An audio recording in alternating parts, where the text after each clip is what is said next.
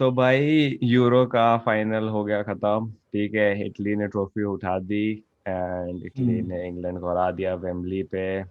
It's coming home नहीं हो पाया, इट वेंट टू रोम। ठीक है। और पेनल्टीज पे गेम डिसाइड हुआ, काफी क्लोजली कॉन्टेस्टेड गेम था भाई। मैं वो लौंडा होना नहीं चाहता हूँ जो बोलता है कि भाई I told you so, but I told you so. Italy जीतेगी भाई। हम लोग काफी हाँ बात कर भाई, रहे थे। हाँ। इस तो बारे में हाँ। मैच काफी सही था। इंग्लैंड ने दूसरे मिनट में ही लीड ले लिया था, 1-0 से लीड कर रहे थे। हम्म। इटली धीरे धीरे गेम में आया, इटली ने 67 मिनट पे इक्वलाइज किया। गेम एक्स्ट्रा टाइम में गया, कोई गोल नहीं हुआ पेनल्टीज में।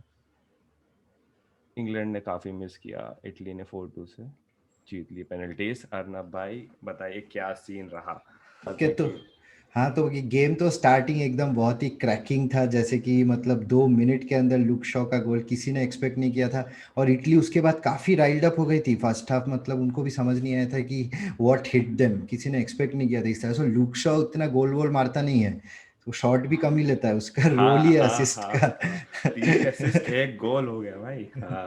हाँ, और तो दो ऐसे ही उस सेकंड में जो इटली का डिफेंस बोला जाता है कि भाई बहुत सही डिफेंस है, उसको समझ ही नहीं आ रहा था क्या करना। इधर भाग रहे थे उधर भाग रहे थे विंग पे। ट्रिपियर विपियर हम्म। ने वॉकर ने मचा दिया था भाई। हाँ। हाँ, और डेक्लन राइस का भी क्या सॉलिड परफॉर्मेंस था फर्स्ट हाफ में, बहुत ही खतरनाक परफॉर्मेंस था। लेकिन मैं ना, जब फर्स्ट हाफ एंड हो रहा था उसके पहले मैं समझ गया था कि अब गेम इटली ले जाएगी। उसके जस्ट 5-7 मिनट पहले 37-38 मिनट से इटली का गेम पूरा चेंज हो गया। किएसा ने अकेले एकदम पूरा वाट लगा के रख दिया था डिफेंसिव मिडफील्ड और तुम्हारा डिफेंस का। तो हाँ काफ़ी इटली ने फाइट बैक जो है उनका शुरू हो गया था, तभी मुझे डाउट होना स्टार्ट हो गया था कि सेकेंड हाफ में शायद गोल्स पड़ेंगे। एग्जैक्टली। लेकिन बट हाँ। क्योंकि क्या हुआ कि इंग्लैंड ने गोल किया, बहुत पम्प्ड अप हो गया, क्राउड तो पागल ही हो गया, वेम्बली में हो रहा था, हम्म। इंग्लैंड का घर था। बट फिर क्या हुआ कि इंग्लैंड प्रेशर करता रहा, फिर 20-25 मिनट बाद इंग्लैंड ने क्या किया कि पीछे बैठने लगे कि हाँ। पीछे और बैठने इटली लगे। इटली धीरे धीरे टिकी टाका करके अपना मूव्स बनाने की कोशिश हम्म। कर रहे थे। कुछ ऐसा खास बन नहीं रहा था, बट धीरे धीरे गेम में आने लगे थे। केवल एक अटैकिंग आउटलेट था, किएजा। किएजा बॉल कि लेके ऐसा। डायरेक्ट अप्रोच कर रहा था, स्टर्लिंग टाइप भाग भाग रहा था हम्म। बिल्कुल लेकर के। बट तब भी कुछ ऐसा थ्रेट नहीं था, बट ऐसा इंग्लैंड ने थ्रेट नहीं था। सिट बैक करने लगे, पीछे आने लगे, वो अटैकिंग उतना साउथगेट का मोमेंटम लूज। स्ट्रैटेजी है। ये इसका स्ट्रैटेजी हमेशा, जब फर्स्ट हाफ कोई भी हाफ जब क्लोज होने वाला होता है 15 मिनट पहले सबको पीछे ले जाके बैठा देते हैं। पता नहीं यार, बिल्कुल कॉन्फिडेंस नहीं है क्या इस मैनेजर को अपने प्लेयर्स में, कुछ वही समझ ही तो, नहीं जब आता आपके पास भाई मुझे इतना तो। अटैकिंग मोमेंटम है, आपके हाँ। पास अटैकिंग प्लेयर्स हैं, मिडफील्डर्स ऐसे हैं जो कि गेम ऑपोजिशन के सामने ले जा सकते हैं बिल्कुल, जैसे हमने देखा था फर्स्ट हाफ में 15-20 मिनट में तो हम्म। इटली को इधर भगा रहे थे फिर उधर भगा रहे थे। इटली का डिफेंस आगे हम्म। पीछे कुछ समझ में नहीं आ रहा था।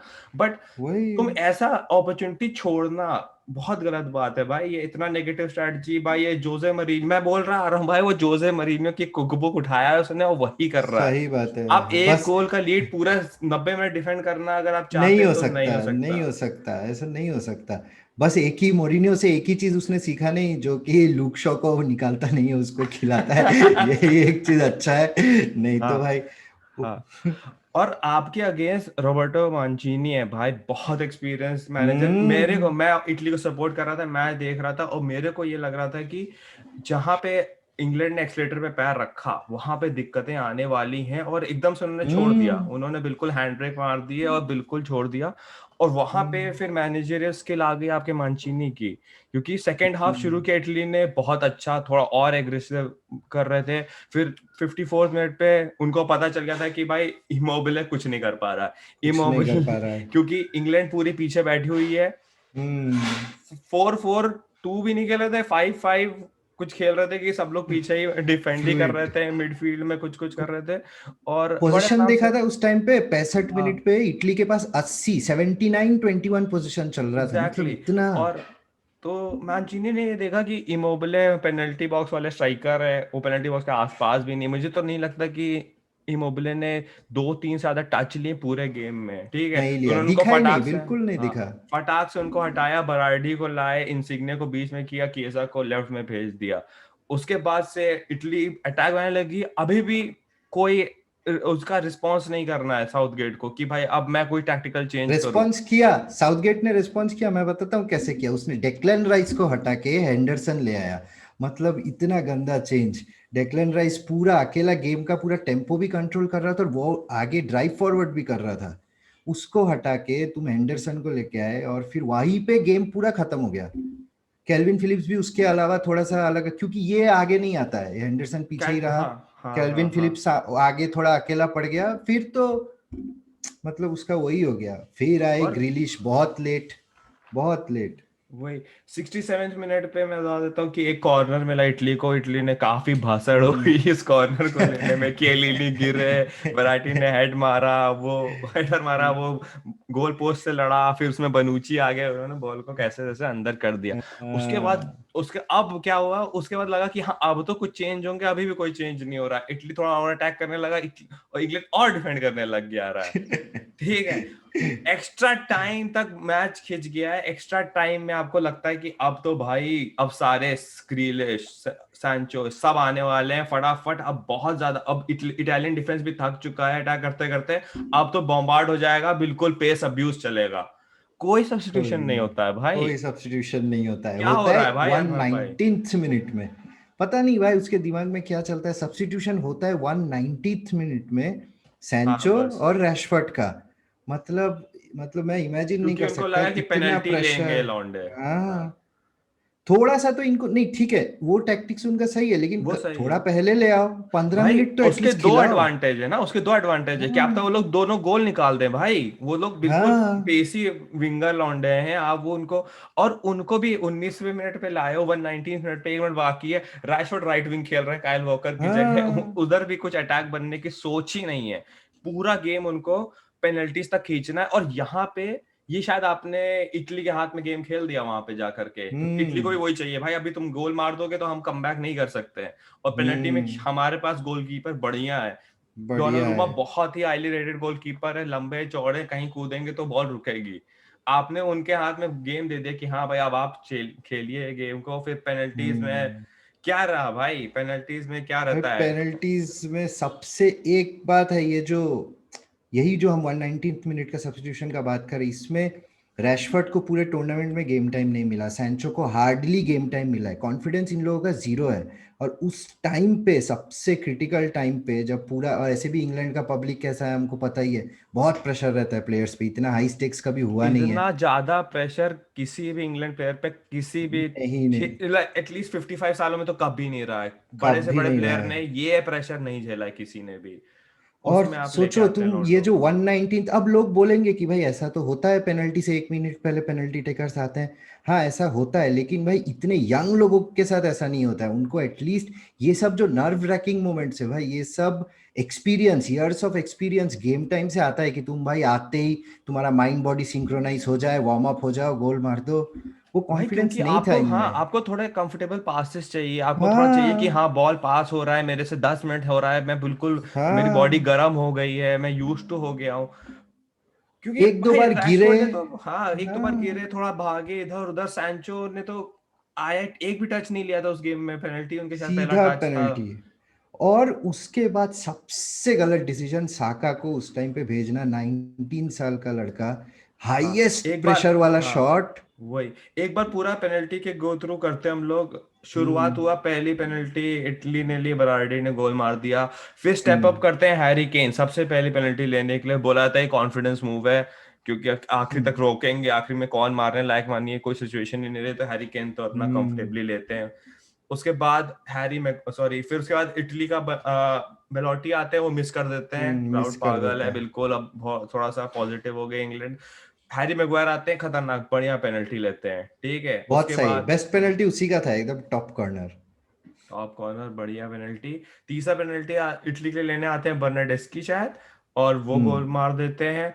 फिर आते हैं रैशफोर्ड पेनल्टी लेने। रैशफोर्ड। रैशफोर्ड में मैनचेस्टर यूनाइटेड ने काफी पेनल्टीज ली हैं। वो पेल के मारते हैं भाई, वो laces through the hmm. Ball मारते हैं। उन्होंने भाई डिसीव तो कर दिया डोनारुमा को, बट वही, गोल पे मार दिया। वो वही दिख है, रहा था, वो पूरा दिख रहा था कि वो लोग मतलब कोल्ड थे उतना, वही तो, हुआ ही नहीं ना। पंप अप ही नहीं हुआ है बॉडी। एड्रेनलिन हाँ है, आप अपने, क्राउड है आपका पूरा पीछे, हाँ। पूरा प्रेशर इंग्लैंड का, वर्ल्ड कप का, सॉरी यूरो का पूरा प्रेशर है, फाइनल है, पेनल्टीज में तो वो तो हो यही सकता होता है। है ना भाई, यही डिफरेंस है। देखो केन और मैगवायर जो लोग थोड़ा एक्सपीरियंस और गेम टाइम पूरा मिला, उन लोग ये जो चीजें इससे फीड ही ना हो रहे थे कि भाई ये वही तो, क्राउड का इससे सपोर्ट से पंप इनको हो रहे पंप अप हो हाँ। रहे थे।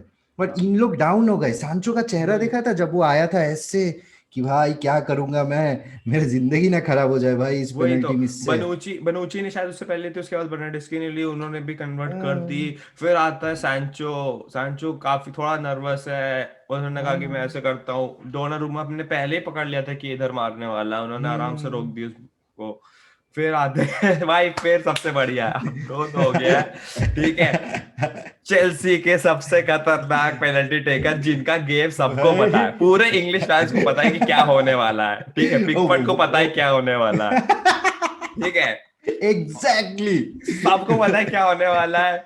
वो हुआ, पिकफोर्ड रुके रहे, पिकफोर्ड रोक ने दिया। सही जगह जंप किया भाई। मेरे को लगा अब ये गेम तो भाई मजेदार हो गया, कर अब गया। क्या होगा। अभी भी हाथ में नहीं है भाई इटली के गेम। फिर अब यहाँ डिसाइडिंग मोमेंट आता है, सबसे बड़ी पेनल्टी लेनी जा रही है भाई इटली हम्म इंग्लैंड के हिस्ट्री में 55 सालों में। आपके पास ऑप्शंस क्या क्या है, आपके पास स्टर्लिंग है भाई, वो पूरा हाँ। मैच खेल रहा है, इतना एक्सपीरियंस है, सब चीज जीता हुआ बंदा है। आपके पास हम्म ग्रीलिश भी है, ठीक है, जो कि टेक्निकली हम्म बहुत साउंड है। ग्रीलिश का बोला जाता है कि हम्म। उसने कभी पेनल्टी ली नहीं है 2 सालों में, वो कभी लेता नहीं है, वो प्रेफरेंस नहीं, क्या पता हाँ उनकी कुछ कॉन्फिडेंस इश्यूज है, टेक्निकल इश्यूज है। बट स्टर्लिंग होगा। आपके पास है। आप क्या करते हो, आप साका को भेजते हो। साका का भी कोई नहीं, प्रोफेशनल रिकॉर्ड नहीं पेनल्टी लेने कोई का, क्या रिकॉर्ड नहीं था भाई आज वहां तक पे। कभी पेनल्टी नहीं लिया उसने। 19 साल कभी का नहीं लौंडा देखा है भाई भाई। वो। आप हाँ। आपने उसको भेज दिया, आप जाइए भाई। और आपने मतलब एंडरसन को पूरा हटा दिया था, वो भी ले मूवमेंट, सकता था हाँ। स्टोन पूरा वोन्स पता नहीं। मूवमेंट ऐसा ही था। तो अगर उससे पहले ले लेता, लास्ट पेनल्टी साका के लिए छोड़ा, वही मतलब पहला पेनल्टी दे सकते थे आप क्राइम साका है। को शायद, मोमेंटम हाँ मोमेंटम में। अब ये है कि इंग्लैंड को पिकफोर्ड लेके आ गए गेम में, अब साका के ऊपर पूरी जिम्मेदारी के में आपको रखना है। भाई डोनारूमा मैं के लिए बहुत ज्यादा सही सही में है, क्या भाई रोका वो उस बंदे वॉल ने। है भाई, वॉल है। फ्रेम डोनारूमा उसका ने, इतना बड़ा है।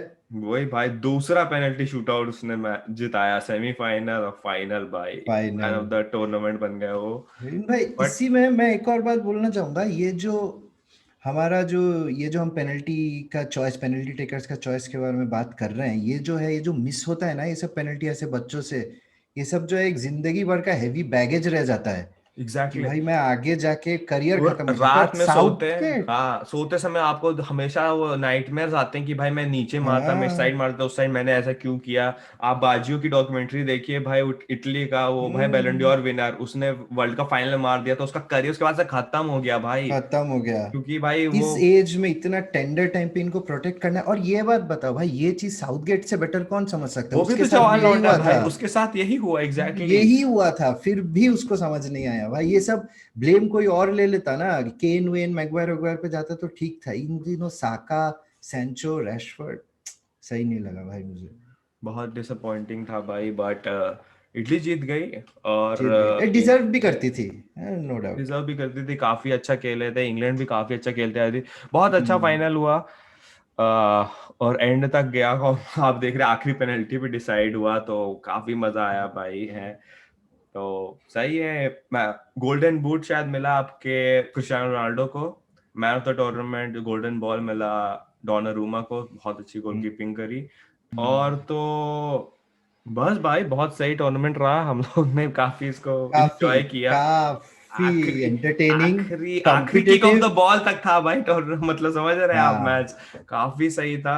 बहुत डिसअपॉइंटिंग रहा है इंग्लैंड के फैंस के लिए। एक बार रोबर्टो मांचिनी के लिए भाई सल्यूट भाई, 2018 में जो हाँ। डिबैकल हुआ भाई, मतलब वर्ल्ड कप क्वालिफाई नहीं करी टीम, उसके बाद रोबर्टो हम्म। मांचिनी आते हैं भाई, और और टीम को यूरो टीम जिताते को हैं भाई। यूरो जिता ले जाता है बंदा भाई, क्या ऑल ड्यू रिस्पेक्ट भाई।